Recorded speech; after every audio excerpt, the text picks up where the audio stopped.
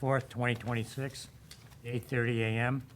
We are meeting in a Nauset room at the Town Hall in a hybrid format with room participation. We also live streamed on channel 1072. Conservation Commission members in attendance are Tim, Here. Jenny, Here. Judith, Here. Druzy, Here. Ken, Here. Dick, Here. David, Here. and of course myself. Also in attendance is John Janelle, Conservation Administrator, Christina Smith, Conservation Office Manager, and at times Meth Runyon, Select Board Representative.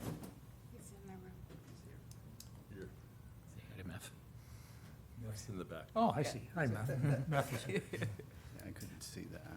Our first order of business today, a notice of intent, Donald Conley, 18 Cole Place, by Schofield Brothers of Cape Cod, map 36, parcel 14. Proposed construction of a single-family dwelling with associated, whatever, Pertinences. appurtenances. Work will occur within 100%, with 100 feet buffer of an isolated wetland. And good morning. Good morning. Good morning. For the record, I'm Laura Schofield from Schofield Brothers, and I'm here with Don Connolly, who's the property owner. This is a 20,000 square foot lot. There was an existing cottage on the lot that has been removed, and the project is the construction of a new house. So we're here because across the street, there's an old cranberry bog that's now a wooded swamp. This cranberry bog has an old buried pipe that runs under Cole Place and provides a hydraulic connection between this, what's now a wooded swamp, and some another wooded swamp to the southwest. So the 0 to 50 foot buffer zone to the swamp is within the road layout, so we don't own or have access to make changes within the 0 to 50 foot buffer to this wetland. So our project takes place in the 50 foot to the 100 foot buffer on the property. And the new structure has been laid out to avoid intrusion into the buffer zone as much as possible. There's about a third of a garage, though, that extends into the buffer. It's 84 feet from the wetland, and the structure is 100% outside of the 70-foot buffer, even though that's not shown on the plan. The garage has a slab foundation, so there's minimal excavation for that. The structure will have dry wells to handle the roof runoff. The driveway falls partially within the buffer zone. That will be pervious, and it will be partially located in the existing driveway that served the prior house on the property. Although the prior driveway that's there now is paved, and we're going to be removing that as part of the project. So the new house will be connected to town water and sewer, and our plan calls for erosion control to be installed prior to the start of the construction. There is a cedar tree, a large cedar tree within the buffer zone, and another one that is just barely outside of the 100-foot buffer zone. Though we'll replace both of them, even though only one of them's in the buffer zone. So we're calling for 2 new cedar trees to mitigate for the tree that's coming out. And where the existing paved driveway fell in the buffer zone, that'll be removed and loamed and seeded with a conservation mix. So that's pretty much it. And I just want to add at the end, the structure is 286 feet that's within the buffer zone. The paved driveway that we're removing is about 900 square feet. So we'll actually have a reduction of impervious area in the buffer zone at the end of the day. So we're happy to answer any questions that the commission has. Okay, I'll start right from the right to David. You got anything? No, after going to the on-site and given the reduction in impervious surface and everything that Laura's proposed, I have no questions. Dick, how about you? I agree. I have no questions. I just applaud, you only got 10% that's even in the 75, and that's, or outside the 75 to the 100, so that you've done your best you can. A lot. Thank you. Ken, anything? Couple things. Hi. Hello. I was on the single-family dwelling in the project narrative. You use the term structure, you use the term house. I'm just trying to make sure I understand, is the 2,854 square foot number referencing the house or the structure as a whole? The 280, well, I shaded this in on the plan. The 286 square feet that's in the buffer is just this section of the garage right here. Right. Right. Are you asking what the footprint of the entire structure is? Yeah, because there's a reference to a structure with a porch and an attached garage, and then you say the proposed house has a total footprint of the number I just spat out, 2,854 Oh, feet. okay. So I'm just That curious. would have been a typo. Oh, The whole structure of the house, I believe, is that 2,500? It's about 2,500 square feet. okay. Yeah, so out of that 2,500 square feet, there's the 286 Okay. in the buffer zone. Okay, very helpful. Laura, just the limit of work, it kind of stops in sort of the middle of the plan. It just looks visually odd, and I was just curious why it didn't sort of continue farther. I know it's out of jurisdiction, but is that just for my reference to try to sort of understand the boundary line there? Are you talking up over here, Ken? Yeah, where it says wattles and work limit, and I then it mean, we doesn't- can extend that further. I'm not necessarily asking you to, I'm just curious why it seems to stop there. I think we stopped it because the sewer line connection is right there. So just to allow the sewer line to go in. I mean, Okay. we can extend it after the, Certainly, yeah. yeah, I mean, we can put it in, take it out for the sewer to go, the sewer line to be installed and then put it back in again. Construction and erosion control notes, number 2, I was curious about the frequency of the debris removal, whether you thought that might be daily or weekly, or can you give us a sense of the frequency of that? I'll refer to Dawn for that. You're pertaining to the excavation work for the foundation as far as, Just during construction, like when you're working. I would say for the amount of time, probably within a month's time, Okay. we should have excavation and rough grade Okay, back to where we'll need it. okay.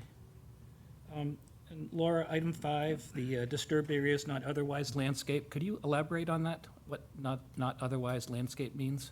Those are just the areas that get disturbed around the house. Okay. So those would just be loamed and seeded with a rye fescue mix. Okay. And I think the plan was to have a few landscape plantings along the foundation, but there's some walkways, and in between the walkways and within that limit of disturbance, that would be more like a yard seed mix as opposed to the conservation seed mix that we have down below. Okay. 'Cause we're trying to maintain this portion of the buffer zone after construction to be more naturalized. Right. So that's why we have the 2 different seed mixes proposed. Got to give you some props for the pool siding and setback. Well done. Can you just double confirm for me the tree removal and replacement that you have in mind? It's the 2 cedars are being replaced, and 1 is not. Right, well, there's one that's in the buffer zone. The other, there's 2 more big cedar trees that are outside of the buffer zone. So we are calling for the tree that's in the buffer zone that's gonna come out to be mitigated with 2 new trees Okay. in that area that we want to keep naturalized. Okay, got it. And John, for purpose of a motion, the DEP number, s'il vous plaît, We do have it, and so when it's time. when the commission finishes with comments, you do have file number for this. Okay, While I'm talking, I think I had it was a good catch on the work limit. I think you're just missing it at the bottom of the grade, actually. It's probably the most important place to have it. You have 2 broken lines. I don't know why you didn't connect it up either, but it's at the bottom of that grade that's gonna replace the road. Yeah, we can fill that in. We'll have to, obviously, they'll have to adjust it as they're doing various things, but that's fine. We'll just run it the whole way up. So there's no reason, it's just no reason why it's not there. Well, I guess I was thinking access to be able to get in there and do the work. I'm good. Okay. Yep. Suzie, anything? So back to the limit of work, where it's sort of going from south to north along the east side of the property, where it ends there, headed right into a bunch of vegetation. So are you proposing to remove some of that vegetation to get access? You're talking about this vegetation over here? No, that will, the plan is to maintain it. Okay, because that's definitely jurisdiction, and also buffer to the wooded swamp. The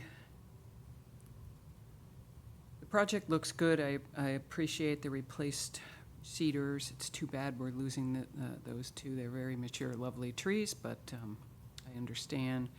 My only caution, and it is out of jurisdiction, but just for homeowners in general, that pool fence is so close to the property line, we lose a partial corridor. I realize there's corridor above and below it, but to the north and south, but especially with a habitat like this wooded swamp, we like to maintain habitat corridors as much as we can. So that's just a comment. That's all. Through the chair, I don't see a pool fence. Well, I thought that dotted line around the proposed pool is a I pool. believe that's a patio. Okay. Am I correct? Yes, Where's the pool fence? that was just a layout for the patio. I assume the pool fence Pool is fence will be around the perimeter of the pool. It just hasn't been noted on the plan just like yet. close to the pool? I would say within probably 8 feet on the rear lot line, Yeah. you know, from the pool. Oh, around the patio. Yes, absolutely, Yeah. absolutely. It is a line where a pool fence will. It is, but it's outside of jurisdiction. Understand, that's why I said it was just a public service announcement.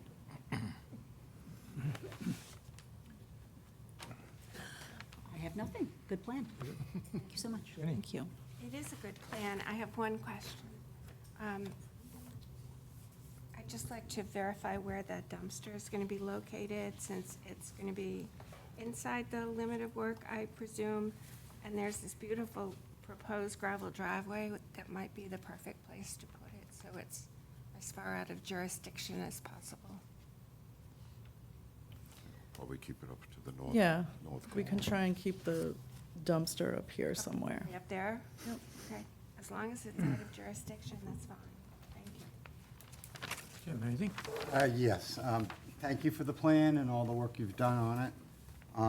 The only thing I have is that you do have 280 square feet in our jurisdiction, and I was wondering if any materials like AZAC were going to be used in the area, or is it going to be all natural? I just want to make sure that any plastic material is cut and sucked up or Absolutely, contained. we can certainly cut inside of, you know, outside of the 100. If the board wishes, we will definitely do that for, there'll obviously be site, you know, the trim work will be AZAC or Coma, Okay. similar, Okay, we and, will- but all that material that you cut will be contained, yes. contained, Yes. okay. Yes, Well, absolutely. That's all I have. Thank you. John, yeah, have any? Just to go back to the work limit, I guess that's the bottom of your new driveway, so Right. I don't know why I overlooked that, but maybe having something there will, before the gravel. We could keep it, yeah, we can keep it there till the site we actually have to utilize it. Nothing further from me, pretty straightforward outer buffer project. All right. Anybody from the public comments? In the room, online? No. All right, and I guess we're, got DEP file number, so we can act do. on it today. Yeah, you do have file number, so if commission's ready for action, you can discuss action. Give me a call. Public hearing too, Mr. Chairman, so Did you already ask for public comment? I missed that. Okay. It's one of those mornings. Trying to watch it without watching, yeah. Okay, move to close the public hearing for 18 Cole Place. Second? All those in, Aye. Jenny? I, Jenny Farber. Aye. Aye. Ken? Aye. Aye. Aye. Aye. Pass. All right. I move to approve the project at 18 Cole Place, referencing the project narrative by Schofield Brothers of Cape Cod dated July 2026, the site plan by C&P Land Services dated July 14th, 2026, the elevations drawing by J.C. Donald dated July 8th, 2026, the mitigation and restoration notes by CP Land Services, including trees and C-mix dated 7/14/26.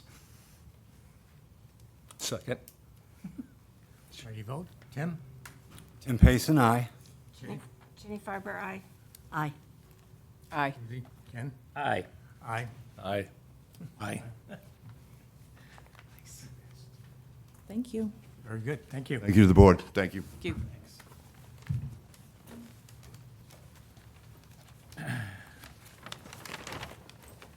Second order of business.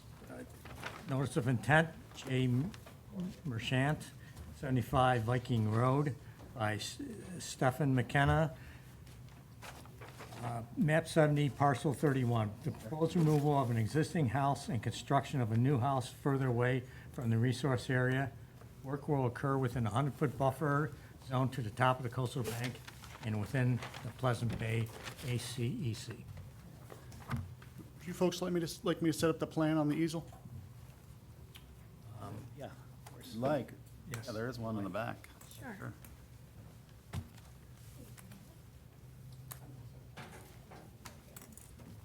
Good morning, Commissioners. Morning.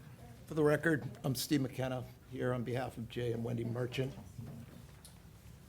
The property owners are in the back with me. It's Asa Mintz, project engineer. Steve, could you pull the mic over a little bit? Oh, yeah. Thank you. Sure. And Attorney Ben Zender to my right.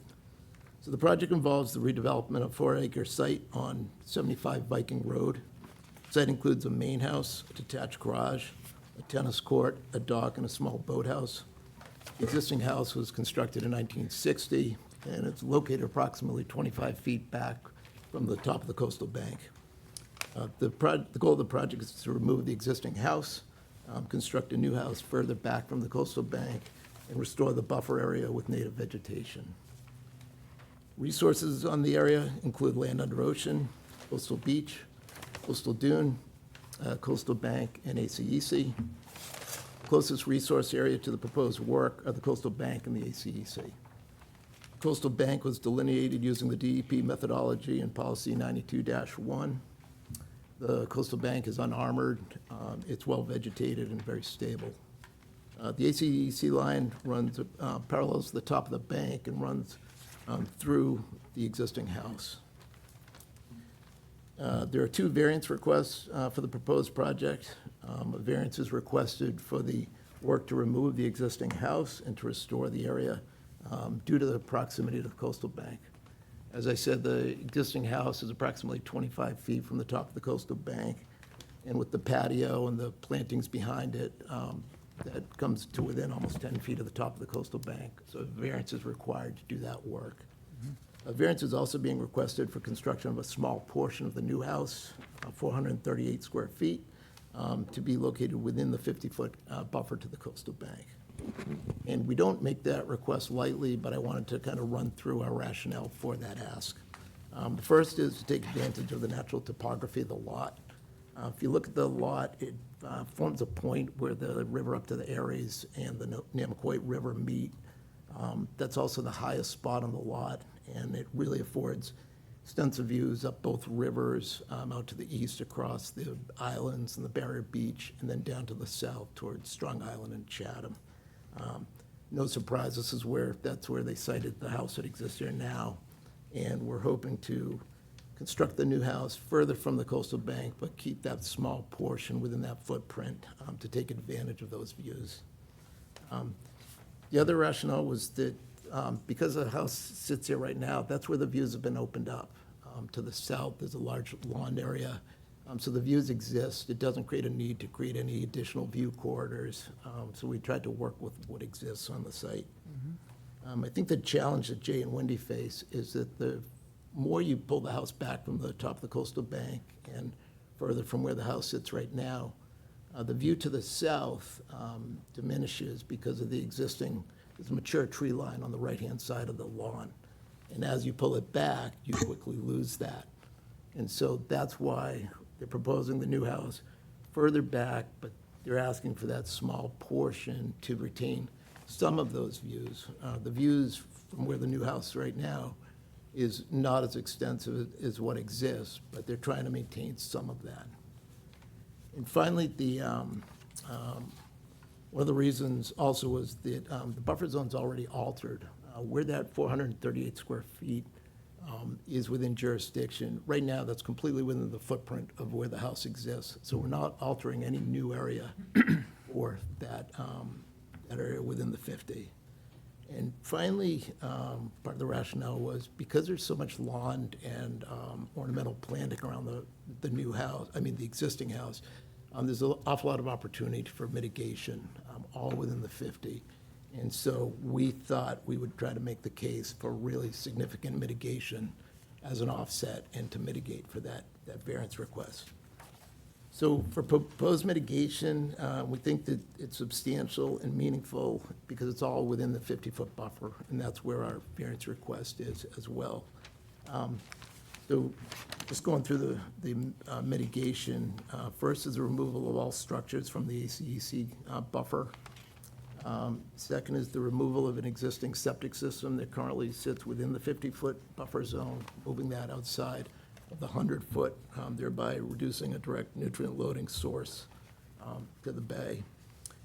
Removal of 4,882 square feet of lawn and ornamental plantings from the 50-foot buffer zone, and replanting that with a native wildflower mix to improve habitat. That 4,882 square feet represents approximately 11-to-1 mitigation ratio inside the 50-foot buffer zone for the 438 square feet of structure within the 50-foot buffer zone. There's a reduction of structure in the 50-foot buffer zone from 1,967 square feet to the proposed 438 square feet. And this represents a 78% decrease in structure achieved by siting the new house further back from the coastal bank. And then overall, there's an overall reduction in alteration across the 100-foot buffer zone from what exists right now, approximately 20,000 square feet, to just over 15,000 square feet, representing a reduction of about 22.5% within the buffer zone. So for mitigation plantings, as I said, the existing lawn will be removed within the 50-foot area and converted to a wildflower and pollinator meadow using a wildflower mix that John had recommended, included the specs in your packet for that. The protocol would be prior to seeding. The soil would be conditioned with a Harley rake to prepare the planting bed. Existing topsoil will be retained and amended as necessary to provide a minimum of 3 to 4 inches of clean organic topsoil. The seed mix will be evenly applied and rolled to promote good seed-to-soil contact and maximize germination. And finally, temporary irrigation will be provided to ensure that the plantings get established over 1 to 2 growing seasons. And finally, aesthetics. We understand there's an aesthetics interest in your regulations. To address that, the house will be sided using natural wood siding and natural earth tone colors to help the structure blend into the surrounding natural areas. No white bright colors will be used on the structure or for trim. And so I think that's an overview, and we will try to answer any questions we have on the property. Okay. Very good. David, how are you starting? Okay. Thank you for your presentation. I do appreciate the fact that you've made an effort to not disturb any more of the site than has been previously altered. I think you know, we can applaud you for that. With respect to the setback, I do appreciate the fact that you're retreating approximately 19 feet. But given the site and in the overall area that you have to work, I would probably recommend trying to respect the 50-foot buffer for the dwelling. In doing that, it's going to eliminate a variance request. It's going to further conform with our regulations. It's really difficult for us to approve new construction in the 0 to 50-foot buffer. I mean, it's hard. I understand that what you're trying to achieve here, but I think, based on my calculations, if you moved it back 12 more feet, you could get it out of the 50-foot buffer, eliminate that variance, and I suspect you're still going to have a pretty good view all the way around here. So that would be one request. And then my second request would be to expand, I think, the mitigation. I like the idea of a wildflower meadow. We have another project that's coming up right after this that the clients did something similar down at the end of Keziah's Lane, and they installed a meadow area close to the house. I would, if we can move it back 12 more feet, I'd like to see the buffer of the meadow expanded a little bit. And then as a delineation, so that that buffer remains undisturbed, I would propose that you put in a low one-rail, split-rail fence. And we had the opportunity to see another site recently in an on-site where it's actually pretty attractive. The rail of the fence is below the height of the mitigation plantings. And what it does, it provides a buffer that protects it, and it's visual but also physical. But those would be my comments. I would be able to approve the project if the house, not the limit of work, I understand the limit of work has to go within the 50-foot buffer, but if the house could be located at or behind the 50-foot buffer, and there were more mitigation plantings, I could see my way to approve this. That's all I have. Thank you. I'm going to chime in relatively the same to David. It's a large lot. I mean, it's a large project, period. And to get that northeast side out of the 50 would be a bonus. You've done a good job on this. Once you get your head wrapped around what you're doing. But those little, David's explained it, I don't need to, he does it very much better than I do. It was just that 50, try and move it. And I'm gonna let my partner Ken talk about the pool, but there really hasn't been much mention about the pool being 75 and within the 75 to 100. I've got some questions perhaps on that down the line. Okay. Well, Ken, we nominated you. Oh, you did, all right. Deft move, my friend. Steve, thanks for the presentation. I just want to start off by echoing something David said, that it's very evident that you put a lot of blood, sweat, and tears into this, and great deal of thought. And it's, to echo David again, it's much appreciated. We know from John how much time you've also spent directly with him.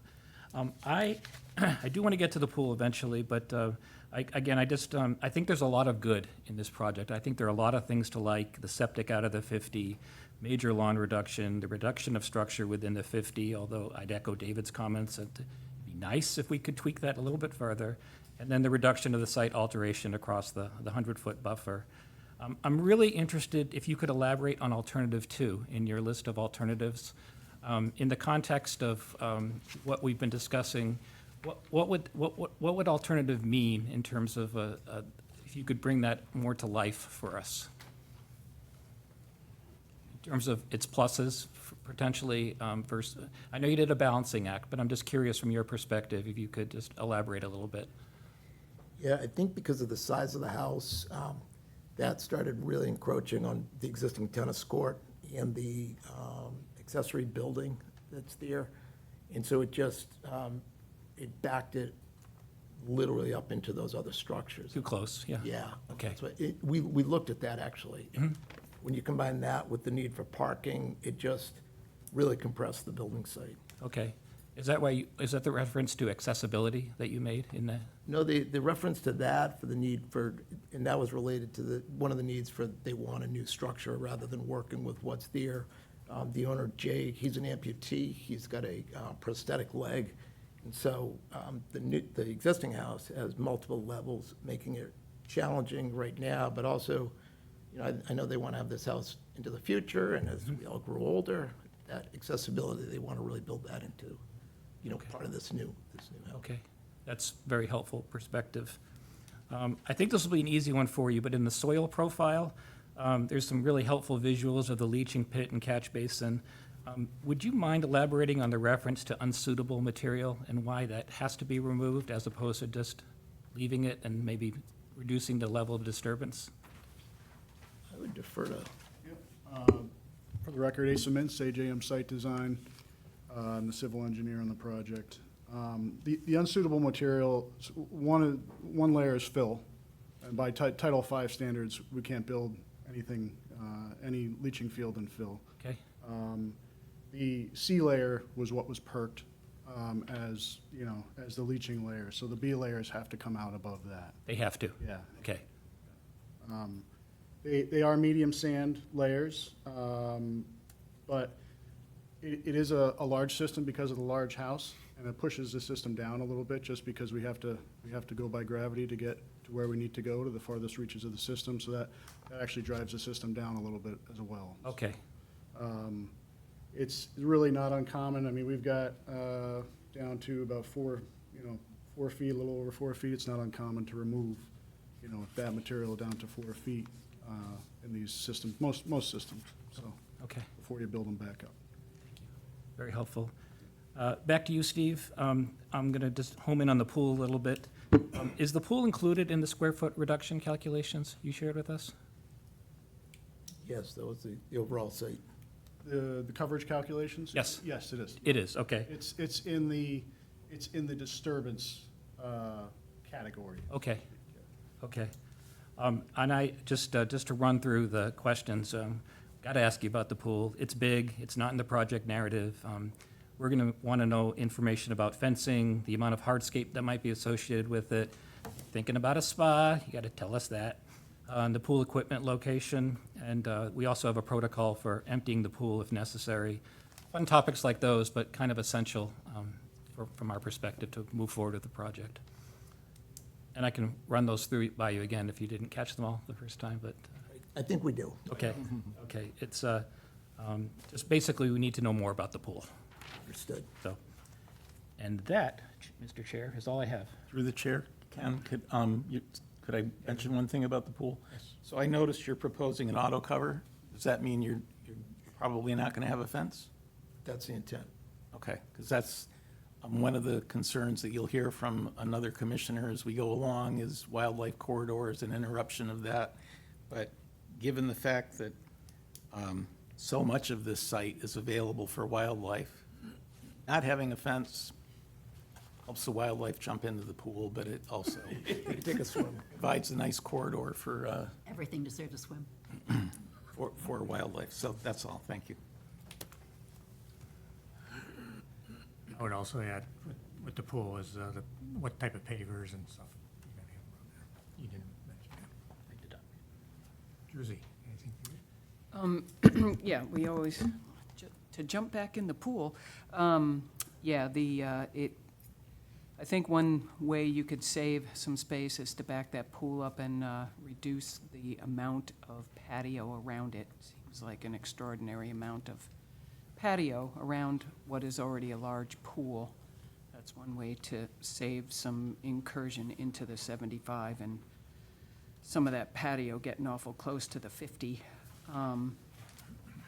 In terms of the mitigation area, it being so close to the top of a bank, it would be extremely helpful to the bank if some of that planting were some shrubs, some woody shrubs and some mid-layer type material as opposed to just meadow. I think that would be helpful to the site overall and to keep that bank sort of intact. I think the owners will probably be very interested in that over the years. In terms of the wildlife corridors, we can say there's a lot of this property that is open to wildlife. This plan there is way less. We've already got that tennis court, we're adding in the pool, we're adding in that fairly large garage, I know it's out of jurisdiction. We're creating a larger house. So I'm concerned about the overall building on the property as a whole. I didn't see anything listing about how many native trees we're going to be losing inside jurisdiction. Is there any count on that? We haven't, there's not a lot because the site's so open right now, but we can certainly take a look. I'd be interested in how many we're losing so that we can replace them elsewhere on the property. There should be room. I agree with previous commissioners that new building inside the 50 is not a good thing. Is there a height differentiator between the current house and the new house? What's the height difference? There is a, the new house is 2-story, and the old house is a sort of multi-level, single-story. I don't know the exact difference in height, to be honest with you. But That's gonna- It's about a story. So that's going to play heavily into the aesthetics issue, that, you know, we're surrounded by public waterways and Be more visible. people are going to see this house from Aries, from Namaquoit, from the Little Bay. So it being essentially 2 stories instead of 1 story, that's a major difference in terms of the size of the structure on this lot. And looking at the plans, as one would imagine, there's a lot of windows and glass for the owners to enjoy the view, but that also makes it more visible. I appreciate using natural product to construct the house, but to a point you said earlier in terms of, well, the house dictates where it sits, the house dictates where it sits, you may have to change the size of the house. That's one thing that has to be considered on a lot like this when you're talking about construction inside a buffer zone. So that's what I have. Judith? Okay, thank you. I won't repeat everything that the other commissioners have said, but I do agree with them. Thank you. This was an excellent presentation, really good information, very helpful information that was provided. Particular thanks for staying outside the ACEC, for providing a wildflower pollinator garden, for avoiding white trim and staying with all naturals in order to make it less visible from the public watershed, for moving the septic back. So moving the septic leaching will certainly help in event of failure of the system, but for nutrient reduction and removal, 100 feet further back is wonderful, but it's basically a foot a day. So you're only saving 100 days from the time that nitrogen's going to take to reach Pleasant Bay. That in mind, you could make me just ecstatically happy by putting in composting toilets with this new build. If you can't consider composting toilets, think about at least a layer cake septic system that has been found to be much better at reducing the nutrients. Again, I don't want to say that's not a good thing to push it back, the leaching field. It is a good thing. But realistically, it's not going to accomplish a whole lot. So it would help me get past some of the things like the increased size and some of the other issues, although not get past the inside the 50. Our ask is that new builds be outside of 75, so to push that back out of 50 is already sort of pushing the limits of our regulations. But you could do better for me with the septic system and the nitrogen remediation on this project. And everything else that everybody said. Stop. Just, I guess, a quick response to that. So the existing home's a 4-bedroom, and then there's what we're turning into, the detached garage, actually has 2 bedrooms. So we have 6 bedrooms in there, total existing. The new house has 7 technically, but 1 is a gym room, 1 is like, kind of a sitting room off of the master bedroom. So we're not increasing the number of bedrooms. So we are moving it outside of the 100-foot, and we've got really good separation to groundwater on this. And that separation actually provides some attenuation of nutrients as well. That tall layer of dry sand actually has some nitrogen reducing effects on it. What we're finding is very minimal. And, I mean, you can go through and read all the new studies that have been done around Pleasant Bay and the ACEC and the watershed permit for Pleasant Bay. This is a property that will never be sewered. I mean, that sewer line is just never gonna get down there. So I appreciate what you're saying, it's not a huge increase, but what's there is already doing harm. So it would be a really helpful thing. And there is potential, particularly with a new build. Retrofitting is really hard with these newer septic systems that remediate nitrogen, but new builds are much less onerous. So that would be a great thing to consider. Just throwing it out there. Thank you. Jenny? Thank you. I don't have an awful lot new to say. Judith highlighted that new construction, we prefer to have outside the 75.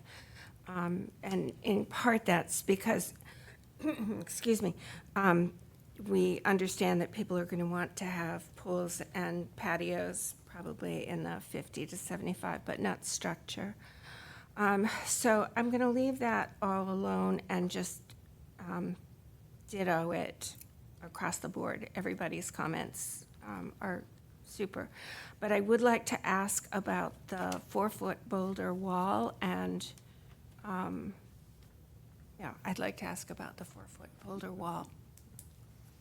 It's just a retaining wall around, because you have the pool there, you have a large flat surface that kind of pushes out of the grade, so we need to retain that patio there.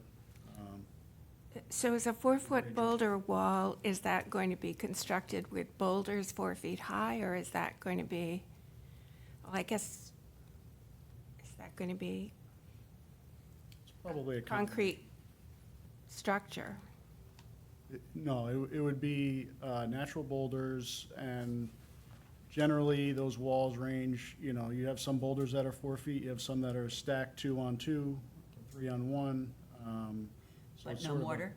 No mortar, drywall. Boulder. It's built with an excavator. It's not mortared. It's in the, yeah, it is. Still provides It for is. snakes and chipmunks.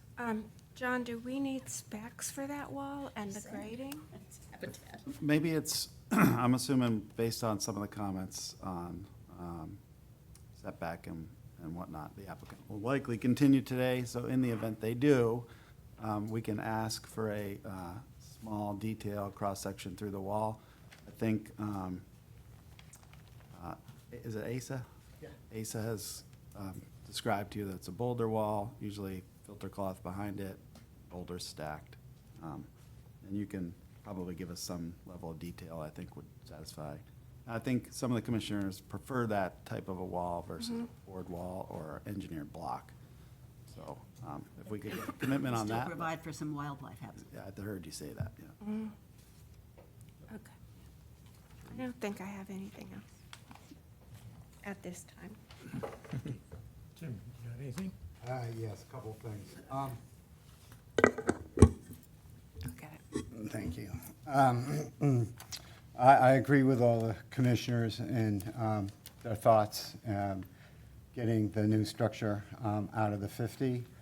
But my concern also is the demolition of the existing building. Do you know if there are any, AZAC in that structure? I'm just concerned about plastics being destroyed and spread out, within the air and such. And if there are, how are you willing to stop that from happening? No, the structure itself is wood-sided. It's got a wood cedar roof. The only plastic that I'm aware of is on the deck, right on the front of the property, and that's easily removed Okay, in whole. So, no, we don't anticipate any. okay, great, thank you. And the only thing is, I'm a little disturbed about this two-story dwelling. I'd like to see a single story. That's all I have. Thank you. John? Just have a few things. I could just, I won't reiterate, I think, the need for maximizing setback. If you look at trying to address some of the comments that you've received today and trying to address the buffer zone regs in Chapter 7. I think it was someone made the comment, and you heard on the onsite, the applicants have spent a number of days with me and Steve trying to understand your regulations and trying to engage you in a raise and replace and retreat project that tries to meet the spirit of those. It's difficult, I get it, when you're trying to take advantage of the view. And on the aesthetics, kind of wetland interest, I don't know if it would be helpful. It's it's physically large coastal bank, and it's actually mature oak canopy that's been managed for height by the previous owner. It's very well treed. It's a very well treed bank, and I don't know if it would be helpful to get a picture. I don't know what it looks from the water. I don't. But the new siding of the house, there's much less affronting the bank where the vista is. So I don't know how the aesthetics look from the bay. I don't know if anyone sees this. I think that sort of doubling in height is going to affect how much is seen from the water down there. Right, but Through the chair, If Cuts it's it- pulled cuts back in- behind the trees, then perhaps it won't. Yeah. it's maybe something for the applicant to look at, where they cut the length in half and they double the height if they're netting out at a similar aesthetic impact for commissioners to consider, I guess. Something to look at, and I don't know if a picture from a boat might help. We have the elevations. I highlighted the east-facing elevation. But again, it seems to be kind of kitty-corner on the civil plan, and I don't know how that will shake out from the water. Love the commitment to, I know you heard from me the aesthetics and the natural materials, and I thank you for the commitment to the natural materials. Natural materials, this is my opinion, you guys regulate this wetland interest. Natural materials blend best in the natural environment. Absolutely. David had a comment. Absolutely. So I just wanted to segue on John's comment. If you scale across the face of the existing dwelling, it's very close to the top of the bank, albeit it's one story. It's 105 feet long. The west side of the site is well treed, as we saw when we were on the on-site. We went over there. That's where the lion's share of the building faces. The portion of the dwelling that faces where it's open is 45 feet. So they're reducing the length of the building that faces the open side by half, which is, I think, is significant for our aesthetic interests. I don't think we can dictate whether someone should build a one-story or a two-story house, personally. And then secondly, I know their attorney, Ben Zender, goes out in the water quite regularly, and I think he would have the opportunity to perhaps take some photos of the site to share that information with us. It might be very helpful. We can do that. and other duties. Jerry, can I just add one thing to that? Having traveled all those waters, I can tell you that the current house is not really visible from Aries River. From a portion of Namaquoit River, it's not visible. Once you get out towards Namaquoit Point and out to the little bay, that's when you have visibility into that property right now, because that's where there are no trees. So, just so you know. So we'll address that. Next. Some of the, so yeah, I think at the, I appreciate the setback, and I thank you for engaging and getting out of the ACC as a whole. I think that's very good. At the onsite, we walked that close proximity. I mean, I can't remember the actual number, 28 it's very close in that corner where we started our onsite the other day. So jumping back and jumping out of the ACC is very good. I like the commitment to revegetate that ACC. Definitely directed you to seed mix. I don't know if I picked that one, but I do like it. Commissioners know I like, well, at the onsite, there's an expanse of lawn that's been maintained over the years on this property. Not in the last few months, as we saw. Excuse So- me, John, was that the one that was at Putnam from Xerxes? No, the Xerxes was a custom, Judith, yeah. Okay. This is was- I directed them towards the place where we got that, and I think Okay. the homeowners probably picked a mix that they liked.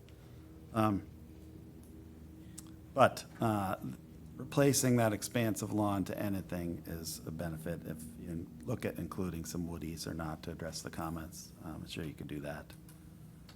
A lot of times, and I think maybe I missed this when I looked at this as draft, but a lot of times I think for the commission to have a raise and replace, it's nice to focus on what takes place of where the existing footprint of the home is.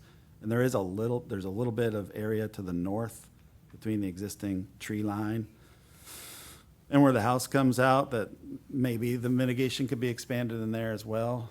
So where we have an actual building footprint there today and we have that coming down and we have that going to actual habitat, that's a real victory in my mind that for performance standards, Steve. And that's a small area, but that's something you can look at, provided additional mitigation is needed, or if you're gonna look at addressing the setback comments that you heard. I circled this dry well on my plan that was left inside the 75, and I don't know enough about the residence time through soil and stuff like that for stormwater, but I didn't know if that could be piped outside or a little bit further away to provide additional benefit. I don't think that's a huge deal, it was just a little thing that I circled. Yeah, we could slide that outside the 75. Yeah, even if Sure, it's, I was just trying to get the downspouts from the northeast corner to be able to hit that dry well, so we can slide that outside. you gotta see how further away the deeper it gets, I don't know about that, but if it can be, again, in the concept of maximizing setback during the rebuild, that might provide some benefit to protection of groundwater. I didn't know about the denitrification. I have a concern about how we would do that because a lot of this, in this case, the tank and all the leach fields outside our jurisdiction. And I know it's a big lot and big project, and a lot of that's outside. You know me, and you know I'm gonna tell you that I'm hyper-focused on the 22% reduction that's in our jurisdiction, and so I don't know how you would deal with denite. I think, but you crescendoed into a nice point for the applicant, and we'll leave it with them. But it's a very isolated lot, large lot, never gonna see sewer. And the commissioner's comment. Composting, it is within the jurisdiction. All right, okay. But I don't know how we would, I don't know, like, if it failed tomorrow, It's the not. replacement never comes here. So I guess I have concern over going outside that line. You guys know this, so. The patio, I think some specs on the patio and looking at the setback comment that you received on the patio would be helpful going forward, along with the boulder wall spec. The delineator, the next one on our agenda had such a nice delineator. I don't know how you feel about delineators, Steve, but if you look at trying to address the comment, we could talk about delineators. We saw a very nice one last week on an onsite. That's all I have right now. The applicant did get a file number. It doesn't need MISA, no works proposed in the MISA jurisdiction, but I sense, given the level of comments, you're gonna wanna have the applicant try to address some of your comments today, so. Judy? I have one more suggestion on the seed mix. Another shout out to 77 Keziah's Lane. They have a gorgeous white clover lawn, and white clover uptakes nitrogen. So just might want to check out what their seed mix is. Yeah, that could cancel out the composting toilets, couldn't it? No, but if you put in your diversion instead, maybe. Depends on how many dogs you have. I'm sorry. And just a quick explanation, when we're talking about the delineators, we find that over time, lawnmowers have a way of finding their way into buffer zones. So a single rail delineator just lets everyone know that this is the area you don't go in. It's just an explanation for why we're talking about a delineator to the buffer. Anybody else on here? How about from the public? Anything, anybody in the room? Or online? Or online? No raised hands. All right. Like I said, we gave you threw a lot of stuff, hopefully, real A lot of quickly. notes. Really good feedback. A lot of notes, so we probably need a continuation. So our next meeting is the 18th, and then from there we jump into September 1st. Jeez. So, 2 weeks, 4 weeks, 6 weeks? Okay, yeah, could we continue to the 1st? May? Yeah. Is there a motion to? Sure. Do we have to close? No, No. just a motion for a Okay. continuation gets it done, Ken. I move to continue the project at 75 Viking to Tuesday, September 1st, 2026. Second? What do you say, Tim? Yes. Jenny? I, Jenny Farber. Aye. Aye. Aye. Aye. Aye. Aye. Thank you. Okay, thank you for your time.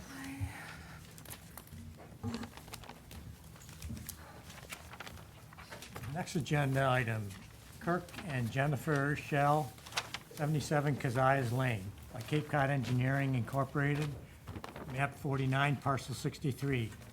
Proposed changes to the design and size of the boathouse building, including reducing the length of the building so that there's no proposed structure below mean high water.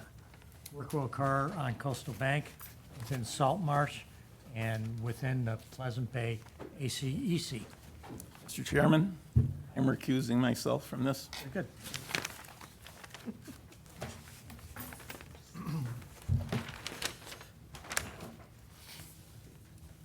Thank you, Morning. Mr. Chairman. Good morning. I'm Bob Perry, Cape Cod Engineering. With me is Peter Haig, Jennifer Shell, the applicant, and Kirk. Kurt's not here. Jennifer is in few seats back. I inherited the project from Ryder and Wilcox, which is why David's not in the building. And we have made changes to the boathouse structure. Peter Haig is the architect, and so if there were any questions about the building, he's better suited to answer those. I just want to recap. File number here is 542531. There was an order of conditions issued, I think it was 2024, to basically rebuild a boathouse. And in the course of doing that, it would get further permitting through the state process of Chapter 91. That's not going to be done, and the new building is sited landward of the mean high water line of jurisdiction. We've submitted information that documents those boundaries. We've submitted a fairly detailed letter that outlines what the changes are, what the work protocol would be after discussions with John Janelle. I think better details how the work would be carried out. The building is being retreated 14 feet from its original location. And a week ago or so, a couple of stakes, actually 4, were placed in case you were able to get to both sides of the building to show you the former approval stake location and then the final or the currently proposed location. There's a 5-foot wide cantilevered deck on the water side of this building, so the actual superstructure retreat of enclosement walls is I think, on the order of almost 20 feet. And I know there were some discussions of the aesthetics of the building and a cupola and all that. No cupola proposed. My understanding is that a little more glass has been added to the water side facing, which is indicated on the architectural drawings that were submitted with the request for the amended order. But I just want to add, that keeping in mind a almost 30% reduction in the length of this building going seaward really opens up a view proportionally. So if you were traveling up and down the river, whatever the view block was from the leading edges of the building is no longer going to be there. And there's I think, a very beneficial aspect from the aesthetic point of view. Just to talk about the area, once the boathouse is abandoned in the location that it currently is, there's a need to doctor that area and to make sure that it recovers. So the amendment provided, I think, I didn't see a lot of detail in the original approval, but we're proposing Spartina patens to be planted in the former footprint, which is a high marsh location. We've detailed how the work would be accessed. The plan shows a rather tight work limit so that after you're down on the area where the work's going to be done, you're pretty well confined. The building would be dismantled, carried up the bank and out of any location to a disposal facility. It will require a small machine to set the pilings. We're showing 8 total. The effort is being made to cantilever that deck so the pilings they do not go out to the seaward extent of the building. The building is not significantly elevated. It's practically at grade when you get back into the concrete foundation location, and it's about 1.5 foot clearance, or maybe a little more, on the seaward edge. It is effectively the same project would be carried out. I can only imagine the original plans had an understanding of how the job would be carried out. I've gone over those details that we've added to with both the designer and 2 contractors that were in favor for the job. And so I believe the job is very well planned at this point, and it's considerably smaller than what was originally approved. I don't think I've left anything out, except that there's going to be a pretty vigorous restoration effort made after this work is completed. That spindly walkway that's there is no longer part of the package. There will be a connection from the in-ground step area to the building. That's been detailed. It would be the last thing done there, save for the restoration effort. So that's the summary of this, and so either me or Peter could answer any questions you have. But thank you. Thank you. Rick, you got anything? I'll go first. Thank you for the summary. Sure. I feel like, in a sense, that we're doing a deja vu again. We've had this discussion about boathouses and structures over the last month, and I want to remind us that the protection of the aesthetics in that resource area needs to be amped up, because it is so, as you say, even though you've brought it back, it's still right at a pinch point within the river, at a no wake zone, so people are looking at the view shed. Our bylaws treat aesthetics as a performance standard. It means that the burden of proof lies entirely on the applicant to demonstrate that their design does not cause an adverse impact on the view shed. And before I continue, I do want to thank the applicants for reducing the overall size of the structure from what was approved in the original order of conditions. That order included a waterside facade with 2 modest 3 feet, 3 foot by 4 foot window doors, a scale that at the time fit the low profile for the aesthetics. What is being presented today is a very different architectural expression. 5 large 4 feet by 8 foot glass window doors, plus a loft window above. That change results in a facade that is now approximately 40% glass. Doesn't sound like a lot, but even 40% is a significant departure from the traditional maritime aesthetics our bylaws and the ACEC management plan explicitly protect. So I need to ask the applicant to explain how replacing a wood-based facade with a modest wall of glass, replacing a wood-based facade with a modern wall of glass with its reflection, its glare, and its nighttime illumination. How does that preserve the low-profile aesthetic beauty of the river? This is a standard we are required to uphold. I'm not going to bore anybody any further with my to-dos, but that's my request. Thank you. Take it from there, boss. Mr. Ken. You're a tough act to follow, Mr. Hilmer. Speaking the truth. So Bob, to start off, I applaud your willingness to inherit this one. This is a big one for us. The footprint reduction, to echo what Dick said, a huge plus. I don't want to lose sight of that in the big picture. I am going to drill down a little bit with you about the evaluation of the tidal boundary, because I think you deserve a lot of credit for trying to give us some empirical data about that as opposed to the approximation. So if you don't mind, I have a few questions for you about that.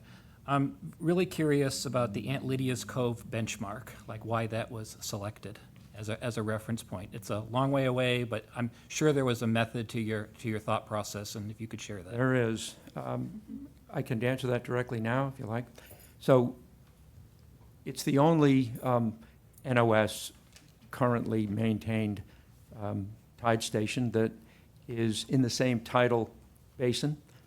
And what's interesting about it is that it enjoyed being included in a study that we referenced in the letter that we submitted that used high technical standards to compare various tide ranges at Meeting House Pond. And they threw in Stage Harbor, and they even had Boston Harbor. And I believe the purpose of that study was to look at flushing characteristics in the estuary so that evaluations could be made about a number of things as far as residence time, the seawater, and all of that. But there are online quick and dirty conversion programs that some use, and if you drill down on those, you'll find that they're not legal.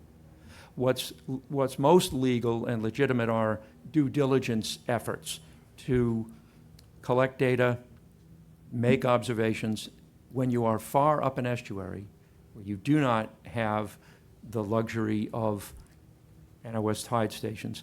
So the beauty of the data that was available was that we had NAVD 88 datum measurements at Meeting House Pond, and we had corresponding NAVD 88 datum readings at Lydia's Cove. Of course, the time of tides are different, and back before the 2007 break really flushed a lot of sand shoals up north into Pleasant Bay, there was a slight estuary effect where the tide was slightly higher by about 1/10, according to the readings, at Meeting House Pond than it was even closer to the Atlantic Ocean. The reason for that is analogous to the Bay of Fundy. When you have a slug of seawater coming in, you have momentum, you have constriction, and you can actually have an elevated tide height far up an estuary. But the shoaling countered that about 2017. So if you just used the Aunt Lydia's Cove tide station, which still lists 2.3 as the mean high tide, you wouldn't be wrong, because our work found that they're just practically equivalent. And yet, rather than do that, I wanted to be a little conservative, so from March until July, using predicted tide readings at Aunt Lydia's Cove, we found out that the average was 2.6, which is conservative. And day-to-day observations at our site demonstrated that was true. Of course, you can get a flood tide all the way up to the edge of the woods. And another factor that's also not technically legal for determining boundaries is a high marsh, low marsh grass division.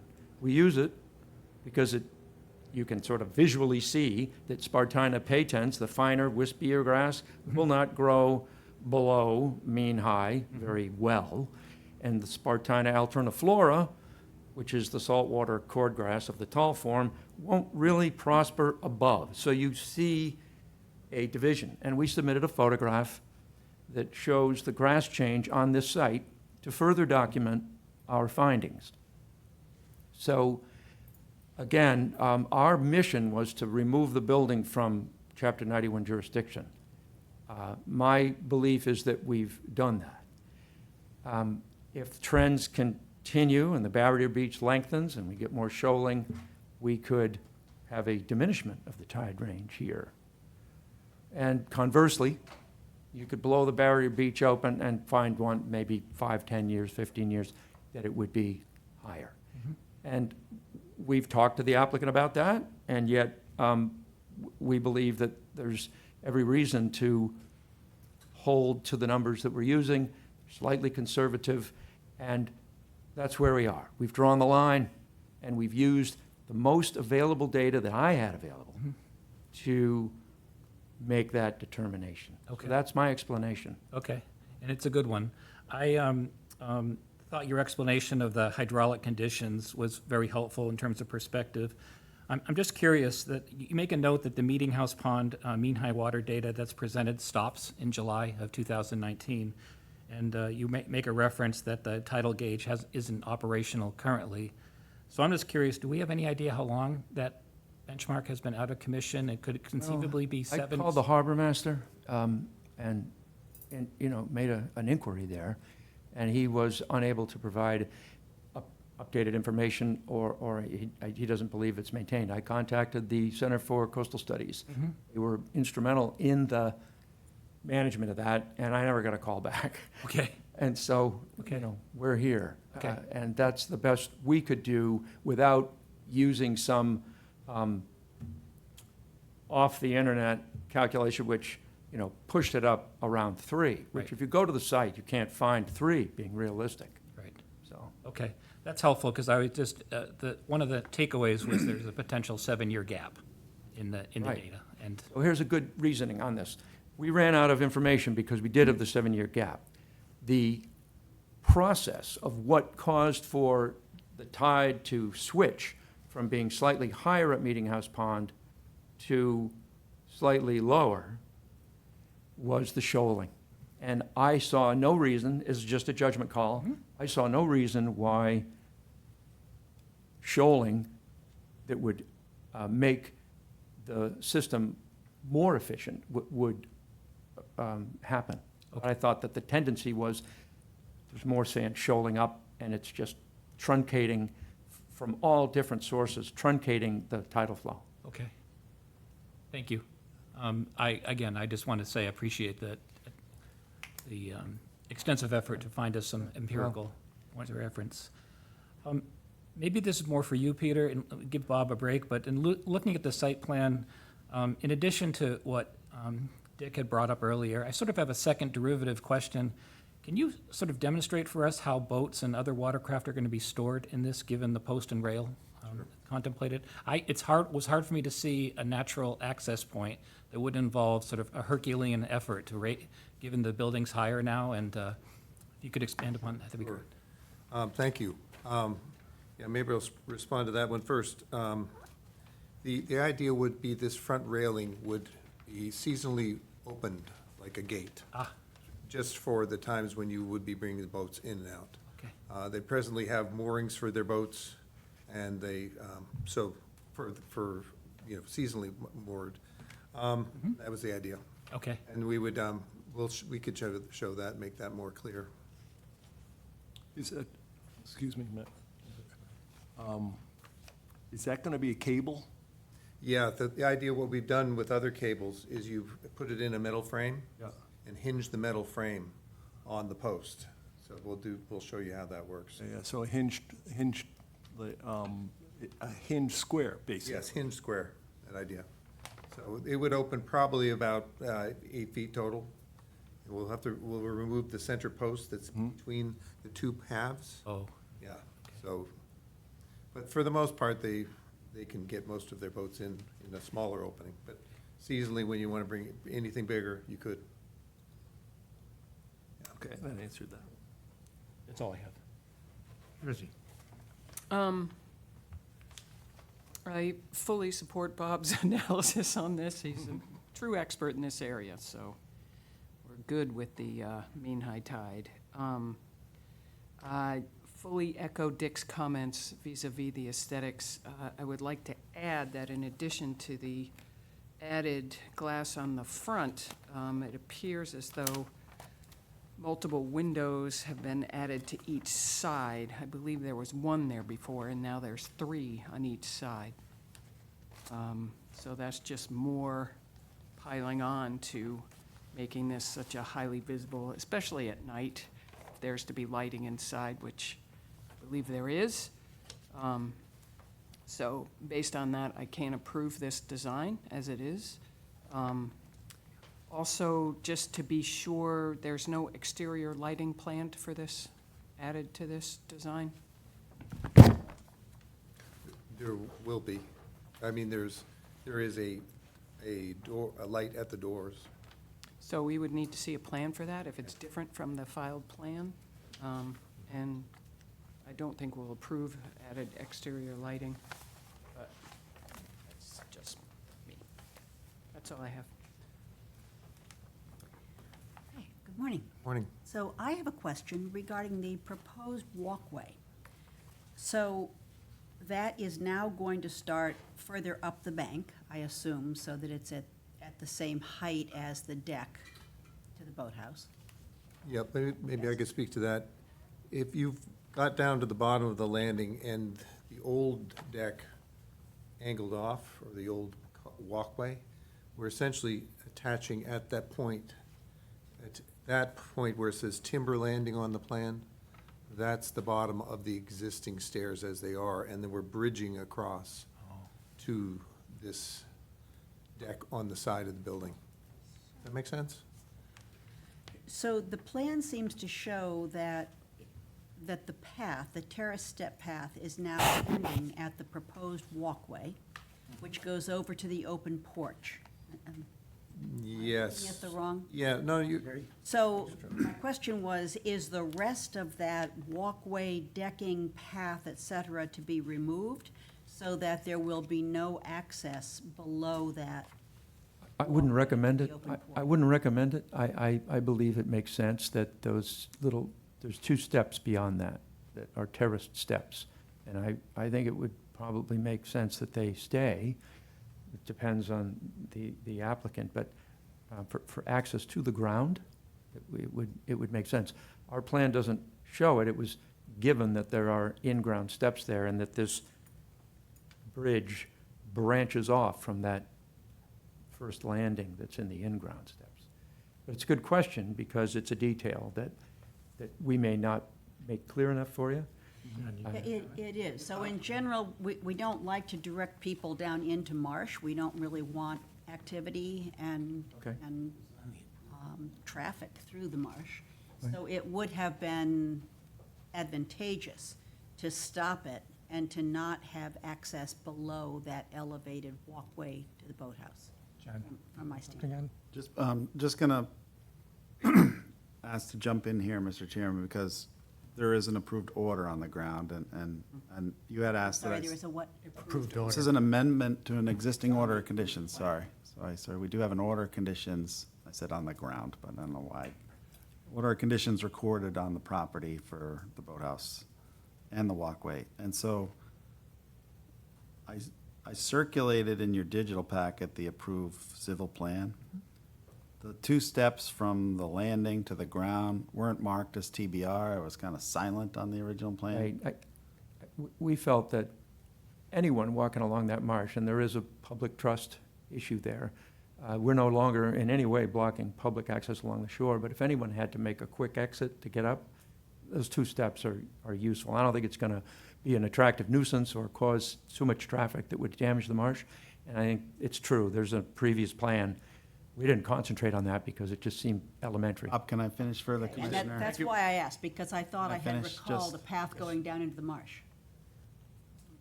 The, all the boardwalk that's still in the marsh, that was all to be removed. So that's to be removed on the new plan. And I think the new plan, there's less deck right? So the bridge is identical as the approved plan. The landing is identical as the approved plan. We could talk about the detail of the two, it's like literally two dug-in steps for shore access. I don't have a huge opinion on requiring them to come out. If you need to go get your boat, you still gotta get down to that shore, if you're the property owner. But the deck, the elevated deck on the side, that's gonna be the new access, is all now landward of mean high water and smaller than the approved plan. And so, all the changes that we previously approved are substantially the same, but smaller.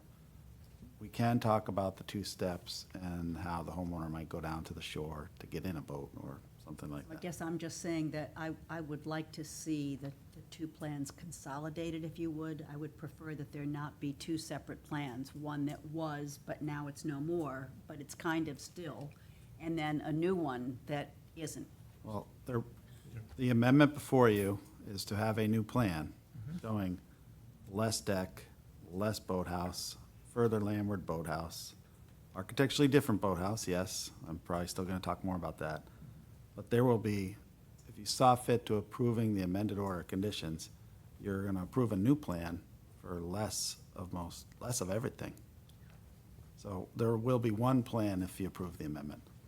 Okay. But, So then I would just, if you want those two steps, I would ask that those two steps be reflected on this plan. perfect. That can be But done. Further, since there is no path down through the marsh, that the applicant be clear that there is not to be a maintained path through the marshway. So that's no whacking, no cutting, no mowing, et cetera, in order. Understood. Well, the preservation of that marsh is absolutely important for the stability of the coastal bank and the building itself. So interests are compatible, they're consistent interests. Okay, thank you. Mr. And Chairman. I would add all of the praise for shrinking the size, for pulling this back, all very good, very much appreciated, very helpful, an improvement. However, that said, glass is not a natural material which blends well with the natural background. So to meet our aesthetic criteria, I can't approve the amount of glass that's on this building. John? And I don't have a response to that comment, but the applicant can respond. But I'd go back to the process amendment request, and even the previous speaker, I didn't want to interrupt the flow. But we do have, with the order that's been issued and recorded, we do have 5 special conditions, and they're about, I'll summarize them. They're about deck spacing, which we would carry. They're about no exterior lighting except for one downlight on the side door of the boathouse, which I assume, based on the previous speaker, we would carry. We're not gonna change that. So there's no plan for lighting, because there is no light, there's one light. My question was to any new lighting that was being added. That'd be a good question. But normally, we carry the old special conditions in any new order. They wouldn't be able to if you did carry a special. Want to be condition. clear about it. Yep, you were. Pile driving activity, and we got a lot of new detail with the work protocol, especially all the planting. Very good work. More detail as folks start to look at it. Filling gaps with the protocol is exceptional to include in any new order.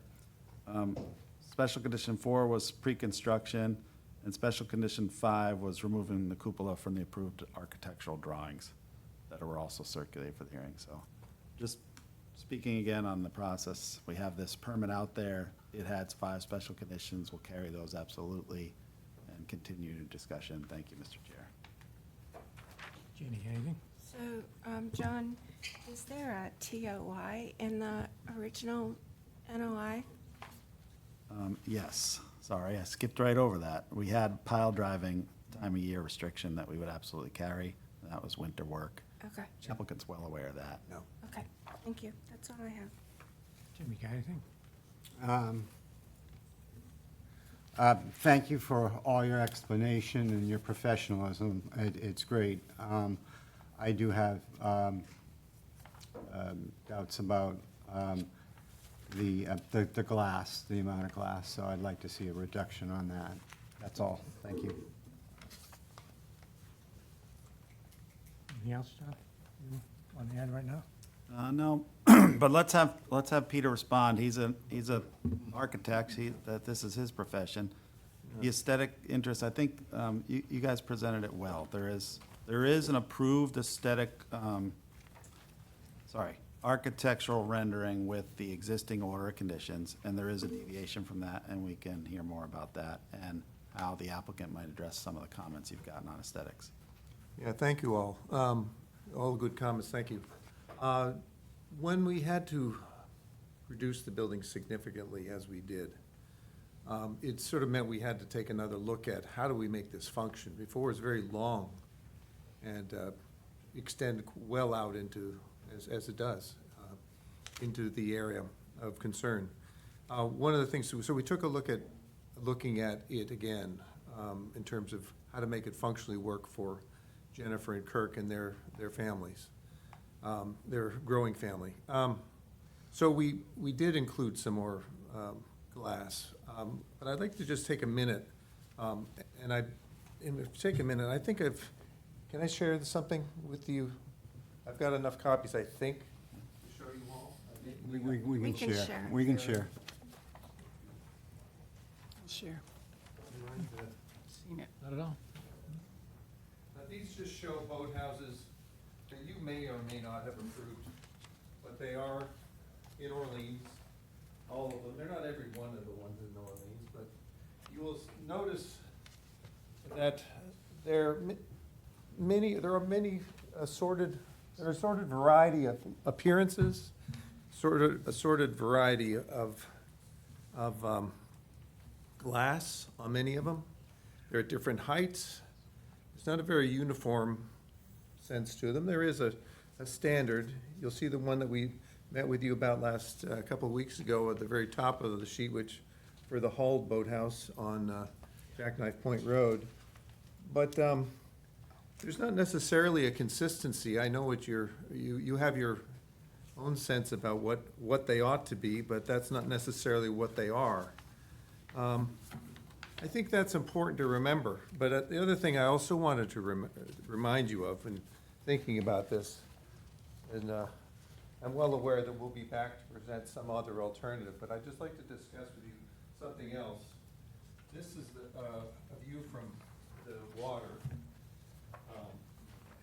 of the front of it. You'll see on this one, you'll see this is, everybody remembers this is H.K. Cummings Boathouse. It's kind of unique. I'm trying to find out the name of his boat that he would be bringing in there.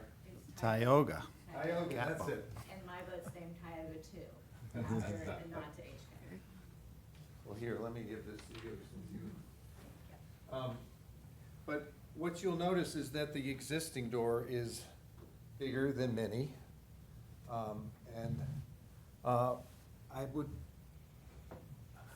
but not all, but I would suggest the possibility of using that as the reference for how much of an opening we could have. It's somewhat historical. It's also maybe slightly sentimental from the point of view of the importance of this guy on Cape Cod.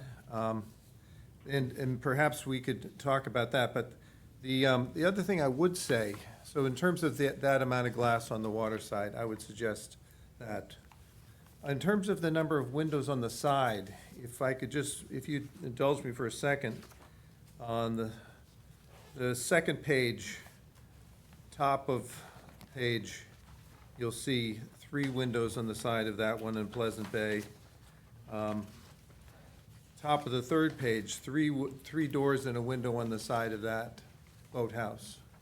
Not too dissimilar in size to this one. I think there is historical precedence in my mind is also an aesthetic situation, things that are in scale with what's around them. So I would like to, also just maybe just for the, well, you've seen this one, never mind. I don't want to belabor it. But I would say that so what we stuck with in this current design is the profile. We shortened it by 14 feet. We increased the windows somewhat, but I would suggest if I could get a sense from the board, if we could reduce the amount of glass to what you see in the original H.K. Cummings boathouse door opening, I think that would be a reasonable compromise.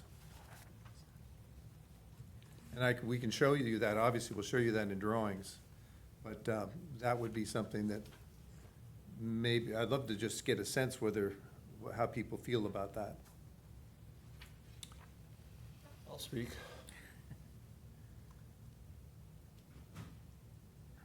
If you were to remove the two, you've got 5 4x8 glass, are they doors or are they? They're folding doors, yeah. Well, by the way, one other thing before, sorry. Also, the other part of it was,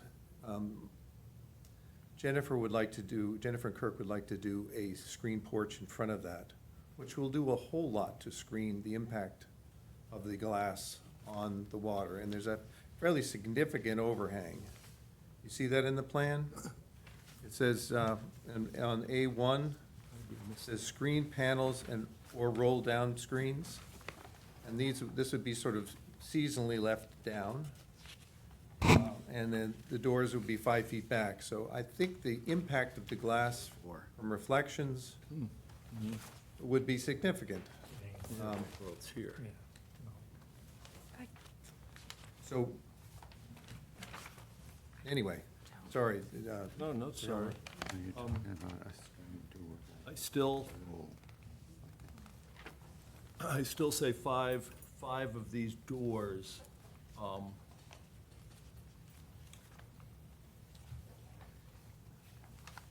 it's not aesthetically pleasing for me. So you wanted to know how we are, what we're thinking. If we were to look at the 2 end doors and leaving 3 in the middle and have that broken down so that the 2 doors on the sides is solid or more looking like a historic boathouse, though I'm not allowed to use that word. I had to flip it in there. Might we look at it and say we're cutting the glare, we're cutting the reflection by at least 1/3, if not more. We're coming to a compromise for the owners. I applaud them for doing what they've done. I just think 5 across is a little bit rough in that area of the river. That's what I'm thinking. Sure. Jerry, you want to keep polling, as Peter asked for Yes. a sense? I just shared it. I think that's enough for now. Peter, just one more time on this photo that you sent, to use the doorway as a frame of reference. Could you Yes. just, That's 14 feet wide. yeah, And it's just short of 10 feet high. okay, You know, like many of them on the water are in that range. Okay. It's one of the larger ones. okay. So that's really to provide us with some perspective about the new windows. Okay. Yeah. So I'm saying we stay within that confine of 14 feet and stay less than, I think we were less than that already in our proposal. Ah, I'll give you what it was. but- you read my mind on that one. Okay.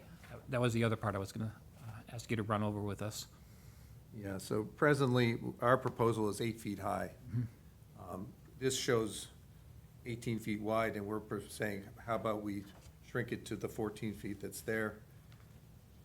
Okay, thank you. Anyway. Helpful, yeah. Jersey, your comment? So the current opening is all wood, it's natural, it's weathered in.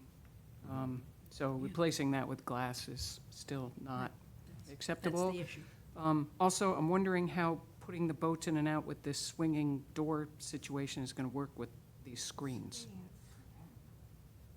The screens are seasonally removable, or we So do there's no roll-up. boats going in and out during the summer? Is that the point? I don't know. It really, I'm not gonna, sorry? Okay. It's for storage. So the Okay. boats go in there Yeah. in the off-season.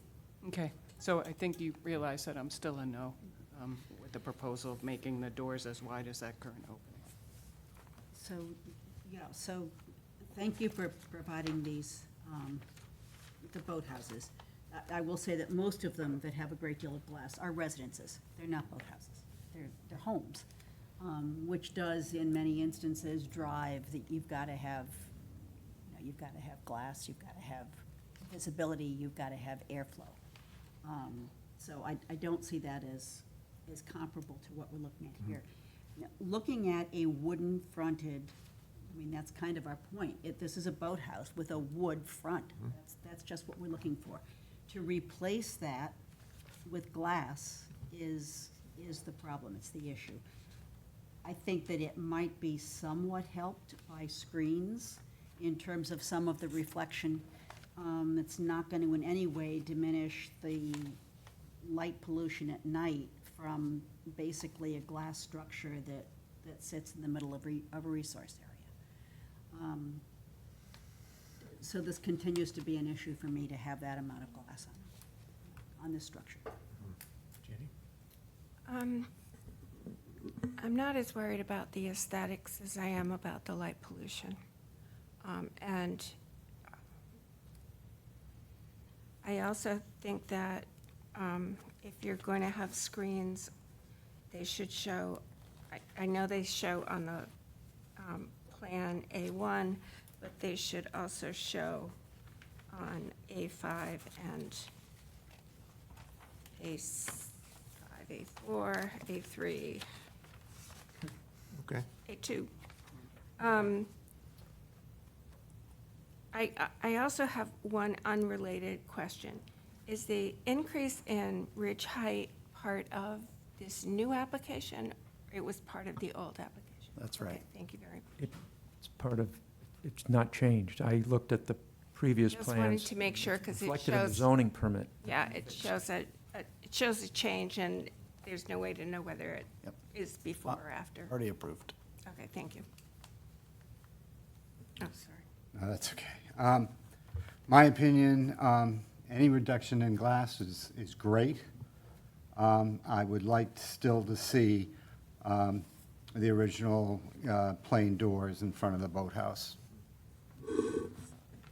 Jerry, can I try to synthesize? Sure. Again, I'm gonna just beat this drum today. Going back to what's already approved. Let me try to walk around the changes in the facade, and if I get them wrong, you guys can correct me, but on the seaward side, right, that's east elevation. We had a high gable window, and we have a high gable window in the requested amendment. And we had 2 doors with glazing. They appeared to have like a solid bottom. Let's assume they were 3-foot doors, that's 6 feet. And that's grown. And I want to start there because we're not going back to a timber door. We approved some glazing on the seaward side with the last order conditions. The next is A3, which shows the rear elevation. Hard for me to really see what we approved on the rear. Wasn't really shown on the architectural drawings. There's 2 gable windows up high. It's not clear on the approved order whether that had 2 gable windows or not.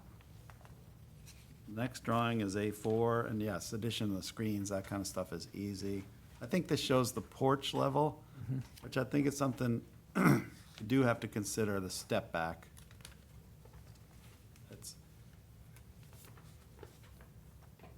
I think someone brought up to me, it's a tight area of the river with the navigational channel. I think it's such a good retreat. The reduction in scale is gonna be so good. It's very good. The aesthetic, and actually, you can just look at the approved architectural, it's gonna open up a whole view downriver for the public, but even through the porch, I guess. So even the step back in the envelope, no one's really discussed that, but the actual enclosed envelope is way smaller, even with the new smaller footprint. It's not even the entire roof area, so there's that. That's, but on A4, the north elevation, we had, on the approved elevations, we had a window and then 2 doors with, their, I don't know, half lights is what you call them, right?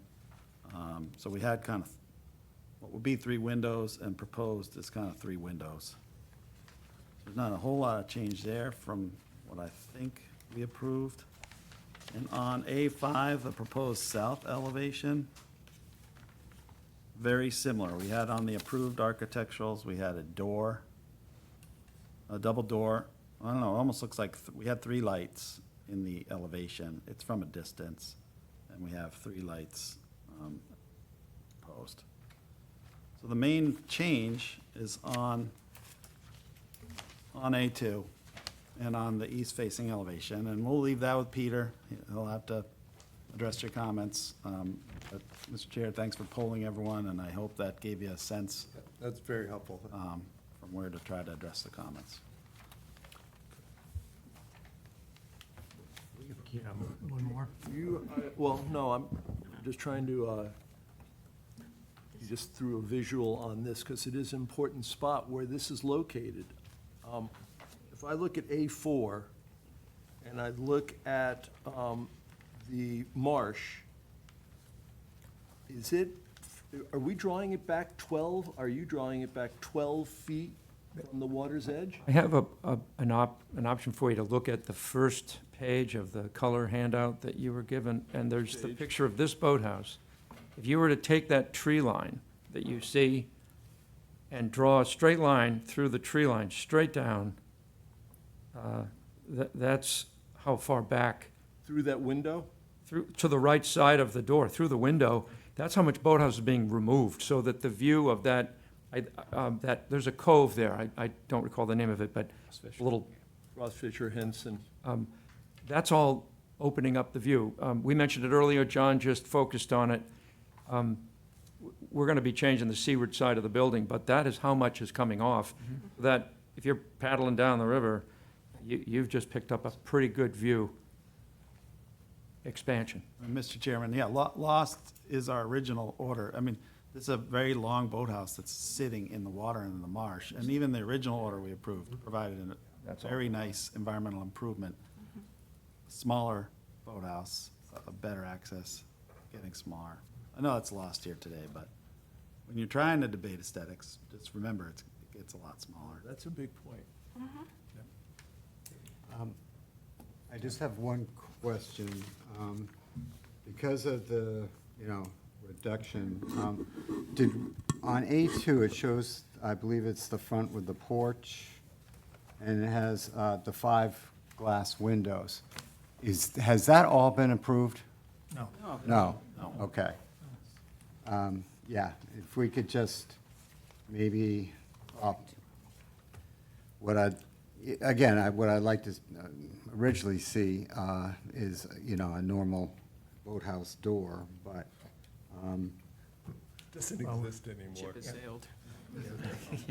okay, right, okay, so just a reduction, maybe 3 doors? Okay. I don't know. It's a good one. Peter. Yeah, if I could just, I just heard from Jennifer Shell, our client, who said she'd be willing to shutter these doors. So either the screen doors are down during most of the time of the year that they're using it. And when they're taken out, we'll use sliding shutter doors over top of the glass. I think that would be a reasonable and effective way to control that. We can show that, but anyway, that's the direction. Jennifer's very eager to get this going. Just a point of order with that, that's going to be very difficult to enforce. I'll say. Yeah, so Yeah. I don't think that's going to buy you much. And on that, Mr. Chairman, I think what we do, Drusy, I don't know how you're going to feel about it, but we do, when we amend the order, we roll into the second page, as many of the instruments of the public hearing as we can. For example, the instrument of the architectural drawings that I'm telling you we approve. So to the extent Peter can show effectively the wood shutters and, when they might be up and when they might be down, we can make that part of the order. That's like what we did with the approved architectural elevations. We just include them in the order, so. Public comment, right? Sure. Public comment, David? Good morning, David Little. First of all, I want to thank Bob Perry for taking on what I expected was going to be a relatively easy Chapter 91 licensing process. And I want to apologize to Kirk and Jennifer Shell for what turned out to be a nightmare dealing with the Pleasant Bay Alliance, who chose to take no action on this, which put Kirk and Jennifer in a very awkward position. So that being said, a couple of things that I think you should touch on. I always know that the commission talks about an increase in volume is considered an increase in use. Well, we have a huge decrease in volume here. We always talk about retreating. First thing we like to see people do is retreat. Well, they're retreating.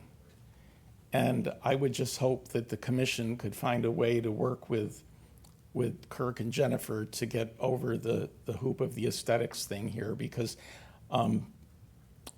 it's been a very long and arduous process. I wish that my plan could have been approved and they weren't back here, but that's not the case. Thank you.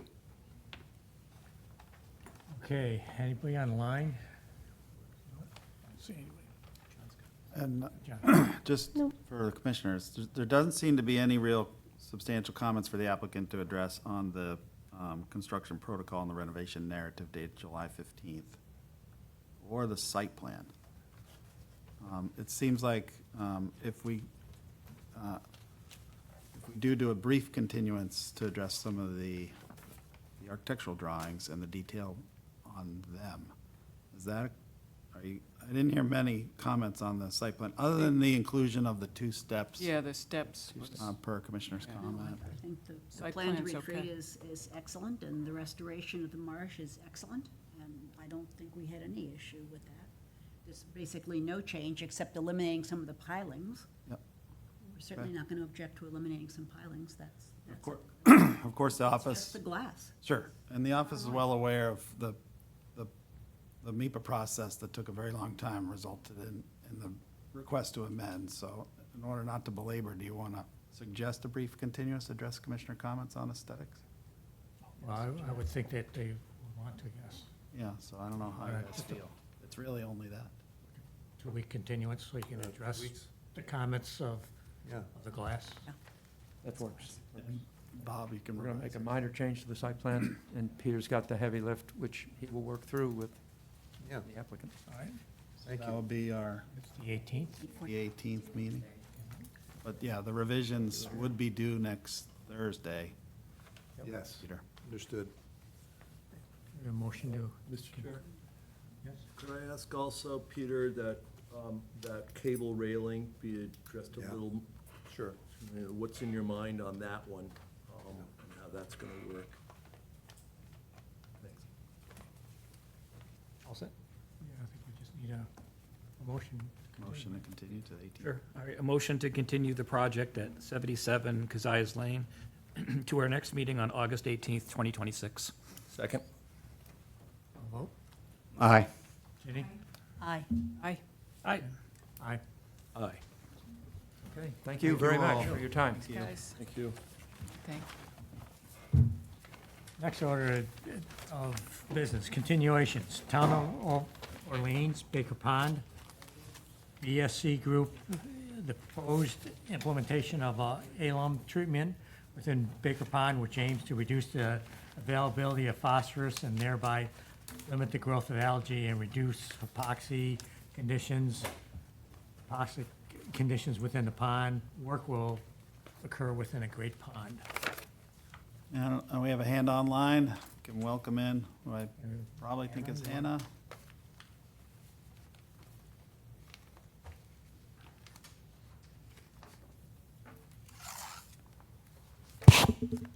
Sorry. Good morning. Hannah Raditz, wetland scientist with BSC. Good. Good. You're here. Hey, you're here. We had some questions last time, and you wrote us a really good follow-up, so can you just explain what you wrote a little bit for us? Sure. So in our supplemental memo, which we submitted to the commission, we responded to, I believe, 6 points with one additional point just to show the location of the sampling buoy spot. So we can just run quickly through these responses, and I'll pause between each to see if there's any questions, if that works. Perfect. All right. So for the first question, has water quality improved since the MassDOT installation of the stormwater swales along Route 6? George Meservey did provide me with data that was collected on the pond by SMAST between 2020 and 2025. Based on various factors, which included dissolved oxygen, total phosphorus, Secchi disc reading, which is how far down you can see within the water column, and pH, among other factors, there was no significant trend that would show that there was a major change in the water quality in a positive direction.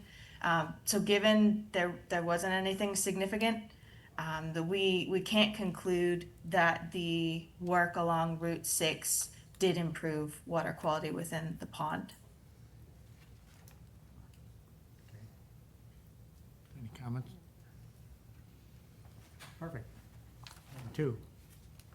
All right, number 2.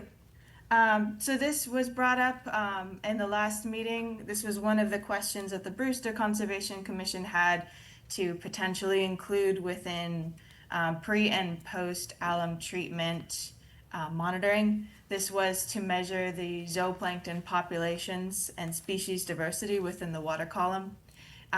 So I received some support from staff at SMAST, Ed Eichner, who talked to me through the value essentially of zooplankton biomass monitoring.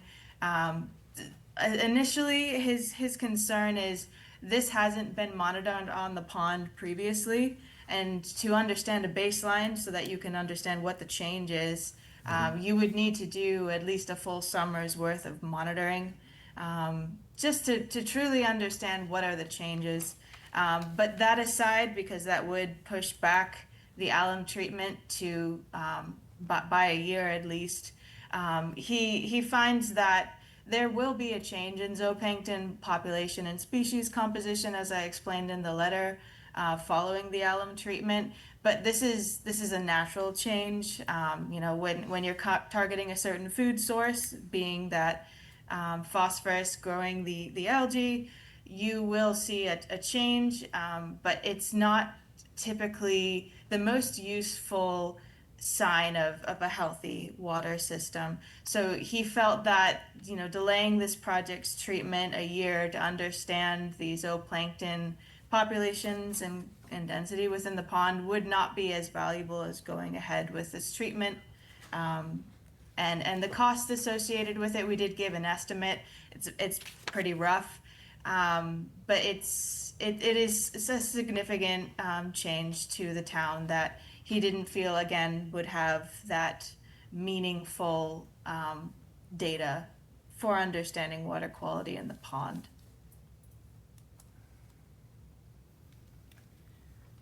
Any questions on that one?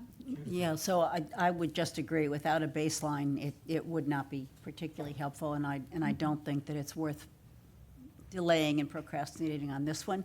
I would suggest that, however, this is something that's important. This should be something that's tracked, and perhaps for future and ongoing assessments of our water bodies, that be included, that we make sure that is included, so that there is a baseline and there is a better understanding of zooplankton.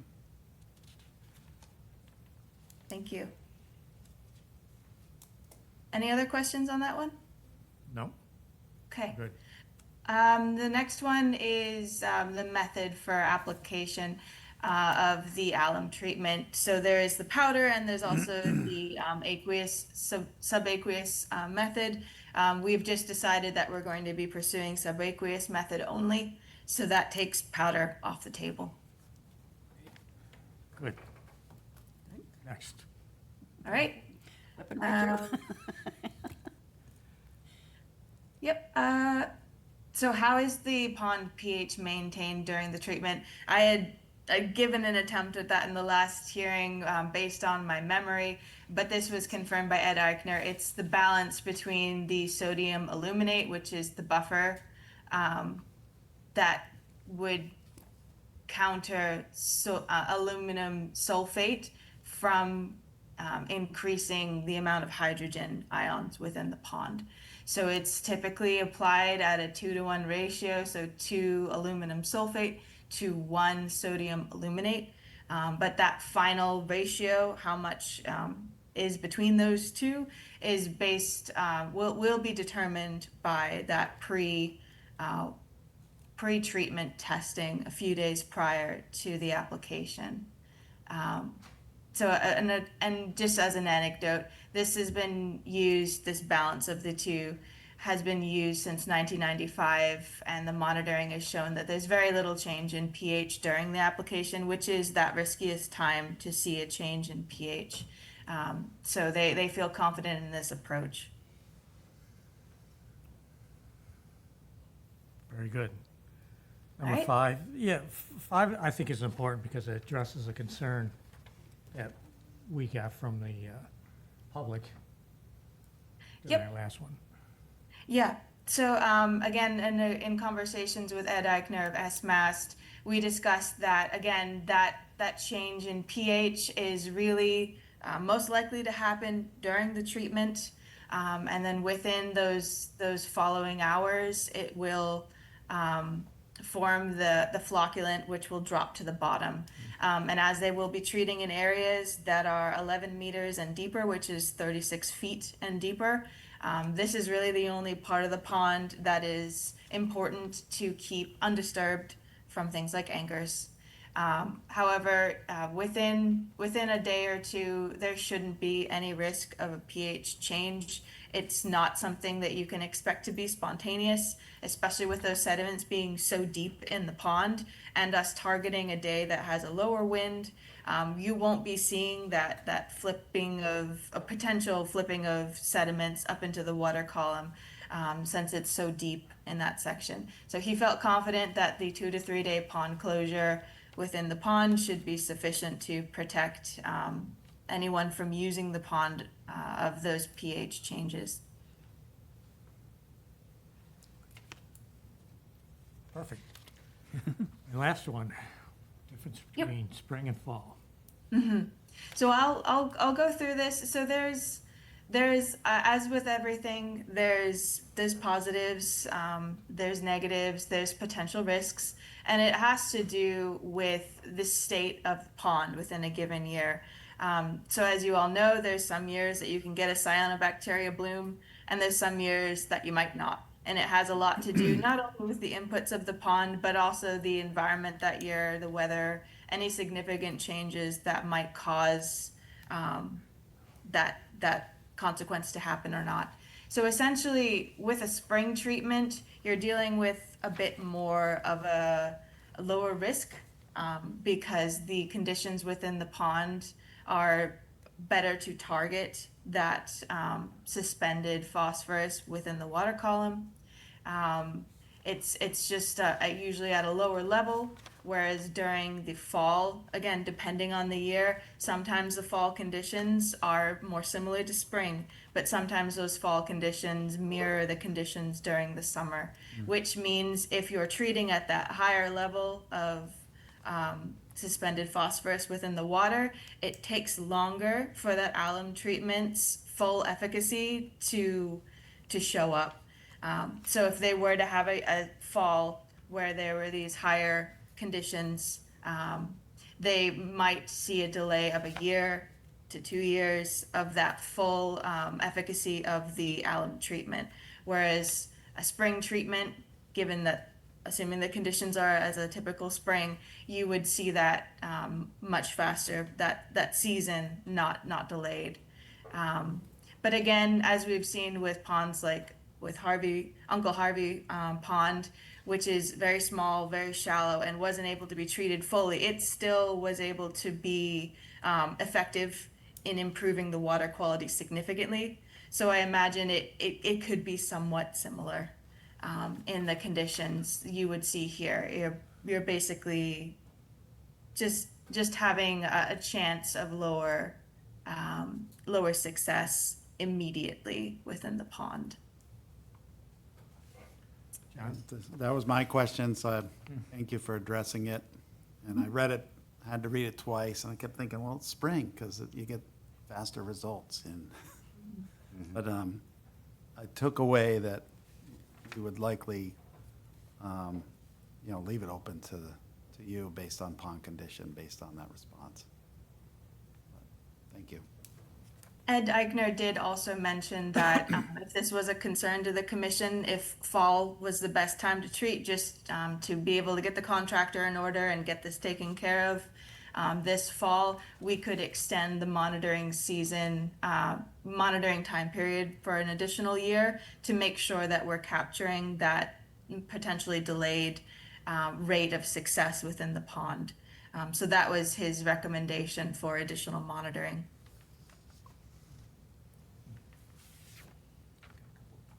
All right. Hi, Hannah. I just had a couple requests for some follow-up to some questions I posed a couple weeks ago. And your comment about not being able to treat the entirety of Uncle Harvey's for various reasons reminded me that I asked you last time about the 17% coverage target for this particular process. And if you could just refresh my memory as to why BSC believes that's adequate, given the size of this pond? Yep, so that's up to the SMAS report. Based on their findings, both of what are the parts of the pond that are most impaired, which were found to be those areas that are 11 meters and deeper, as well as the size of the pond, its depth, how much water is in it, and how long it stays. That gives them an idea of the treatment area that would be effective. So you're not only understanding what parts of the pond truly need assistance with this binding of phosphorus, but also would treating that portion of the pond improve the water quality throughout the pond significantly enough to reach that phosphorus threshold or budget Right. that they assign to the pond. Okay. So that's why only 17% is needed to reach the goal of what the water quality goal for this pond. Okay. Appreciate that answer. And then I sort of got all over you about the gap in terms of time between the data that we're looking at. I think it was 2019. And you reminded, your response was really based on the fact that these are long-term trends, and you didn't see any reason why today a snapshot today would be materially different from where things stood in 2019. Is that a fair recap of your response?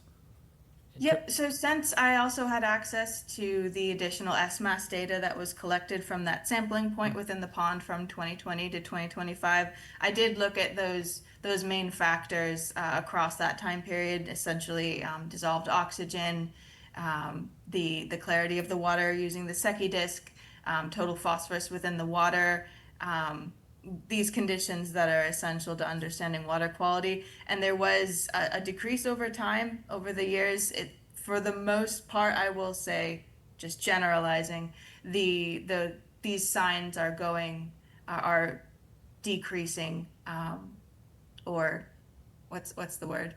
These conditions are getting slightly worse during the summer months over those years. Not a huge leap. And in sometimes it was about the same between years, but overall it's showing a slow but steady decline in water quality within especially those areas that are 11 meters and deeper. Okay, thank you very much. I also wanted to echo some earlier comments that I thought the supplementary memo that you prepared did a really good job responding to our questions, and I just wanted to get that on the record with you, too. Thank you. Yeah, from the office, we did receive a letter from Division of Fisheries and Wildlife, and it did have a commitment to, that will not result in a take from the MESA end of things. However, under the WPA and fisheries, they made a few comments to suggestions to the commissioners on, there's two of them specifically with subpoints about notice to the DFW office, and also notice if fish kills are observed, and some comments about observation during the application. Those are all things we can easily fold into an order of conditions if you're ready to talk about that. And on that line, I did commit to preparing facts, findings, and special conditions for you to consider for the issuance of an order of conditions for the application of Allen to Baker's Pond. They are fairly typical. I kind of ran them down last time. I'm not going to do that today. They're dated 8/4/2026. They do include a citation to fold in the Mass Wildlife comments on observation, and they include basically everything that you've done with orders for alum application in ponds, I think now 3 times before. Happy to answer any questions on those. They're fairly final in draft format. They were part of your digital packet. I hope you all had a chance to read them. In the draft, they simply didn't presume what your vote may be, and that was highlighted as yellow. John, is the letter from the Fisheries and Wildlife, is that considered a special condition? I have that folded into special condition number 9 Okay. by date. Just confirming. Thank you. Just a point of, it's just clerical, under findings B, you've got number 1, water quality, and then you've got a water quality monitoring also listed as 1, so you need to change that to 2. Thank you.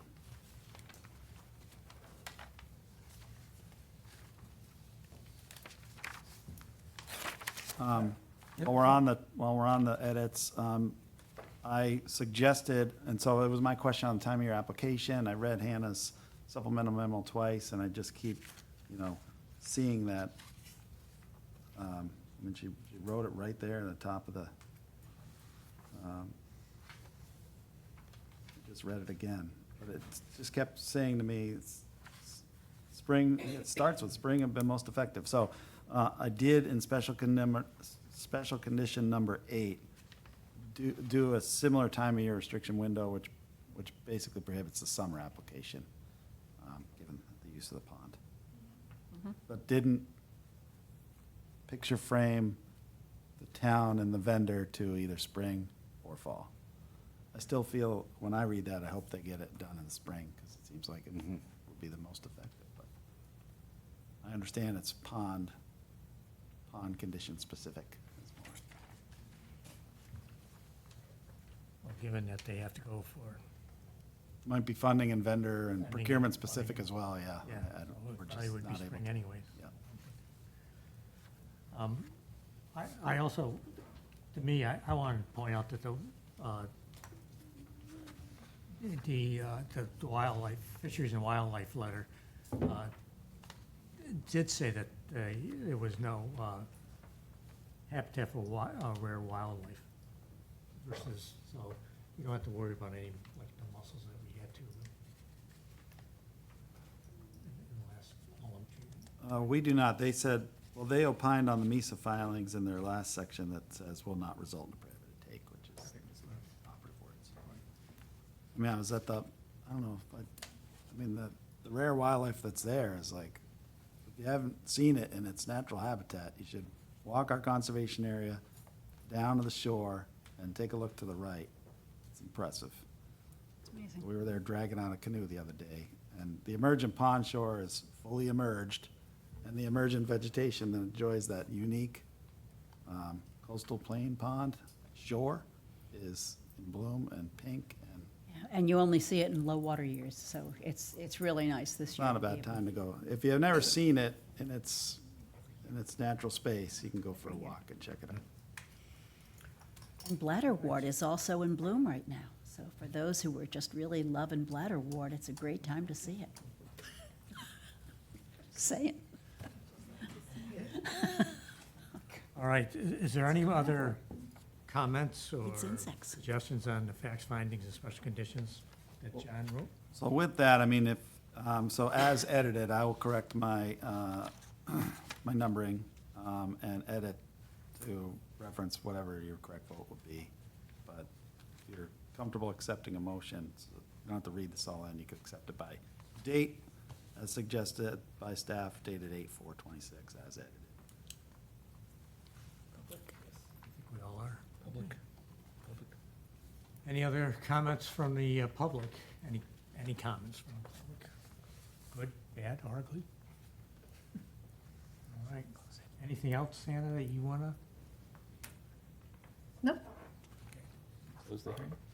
Yes. all set. Close the public. I move to close the public hearing for Baker Pond. Second? Aye. Ready to vote? Ginny? Aye. Aye.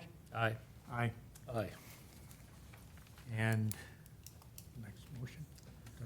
I move to approve the buffered alum treatment proposed for Baker Pond, DEP file number 054-2712, referencing the project narrative by BSC Group dated June 29th, 2026, the supplemental memo dated July 27th, 2026, with special conditions referencing facts, finding, and special conditions submitted by Conscom staff dated 8/4/26, as edited, including the letter from Massachusetts Division of Fisheries and Wildlife that is dated July 27th, 2026. Seconded. I'll vote. Aye. Ginny? Aye. Aye. Aye. Aye. Aye. Aye. Thank you all for your 700. time. Thank you. Thank you. Anna.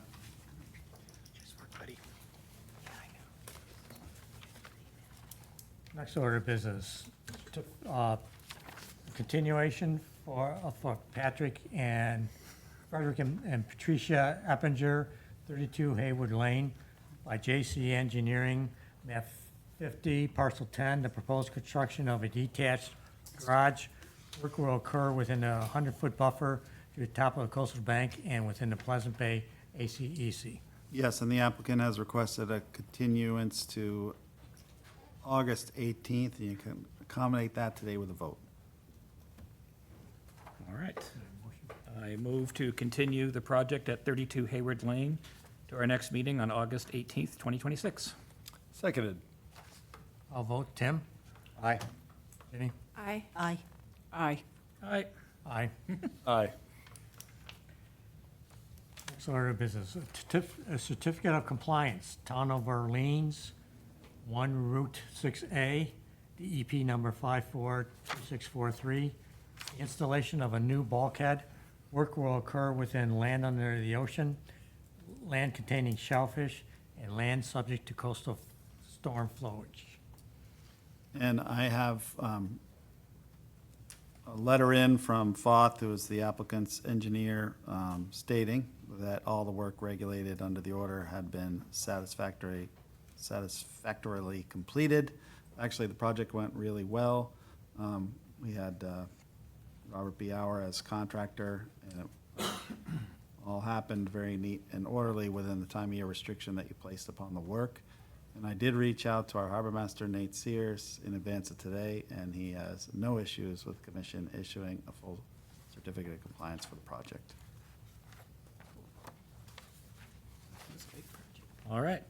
Then I move to find the project in compliance for DEP number 54-2643, address 1 Route 6A. Seconded. I'll vote. Aye. Aye. Aye. Aye. Aye. Aye. Aye. 700. Administrative review.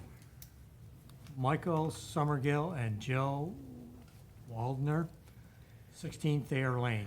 The proposed removal of trees for safety reasons, including the removal of one tree from which a portion of the main trunk, large limb, already fell on our house, and punches the roof and removal of 2 dead trees.